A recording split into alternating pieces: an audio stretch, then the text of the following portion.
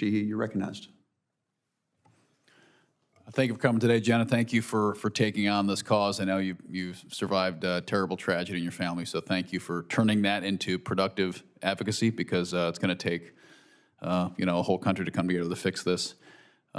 Chief, question for you. I'm Montana, so not too far from you. Spent a lot of time up in your neck of the woods fighting wildfires, so familiar with Spokane and the surrounding area.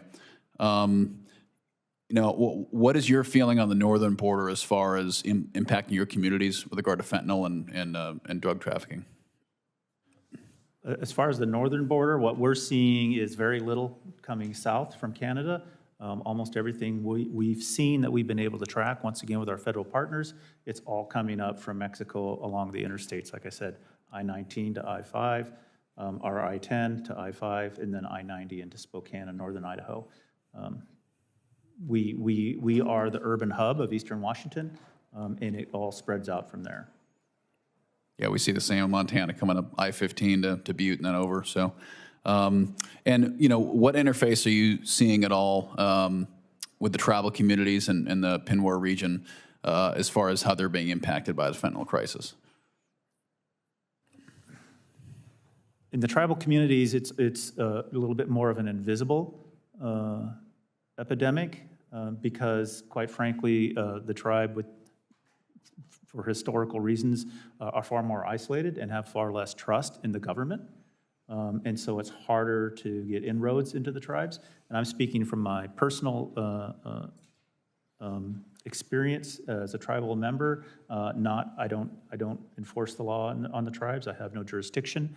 But it is probably far more tragic because it's far more isolated, and it is not as well known on the tribes just because of that. And what do you feel the way ahead is there? Obviously, we feel those same issues in Montana. We have reservation land and tribal communities all across the state, and they're dealing, with this crisis first and foremost. And the first thing I hear from our tribal leaders is the fentanyl crisis is tearing apart their communities. And, they fall into, as you well know, a very unique law enforcement construct with their sovereignty, but they still want their streets cleaned up. They still want their kids to be healthy. So given your experience in the region, what do you think are some ways ahead where we can start to thread that needle, where we can still respect the sovereignty of our tribal communities, but help them battle this epidemic and win? I think much stronger and closer relationships with tribal authorities, local and state and federal authorities.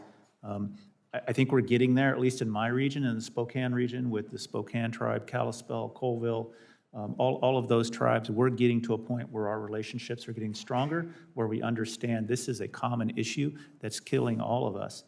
It doesn't matter if you're Native or Indigenous, if you're from Spokane or if you're from OMAC.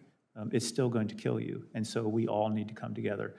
And I'm starting to see that collaboration and that cooperation amongst the tribal folks, the state, local, and federal as well. Great. Thank you for making the trip out. I yield back.